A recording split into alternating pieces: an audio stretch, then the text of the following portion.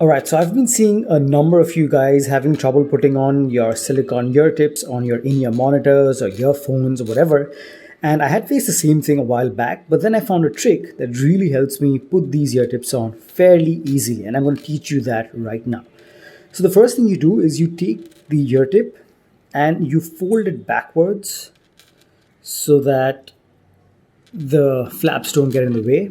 So as you expose this area, then you take your in-ear monitor or earphone, whatever, and while holding this firmly, you press in one corner into the hole and just push it in, twist, and there you go.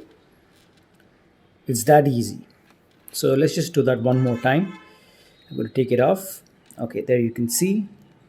So you push in one corner, just push it in, twist, and that's it. It's that easy. Hope this helps. Subscribe for more.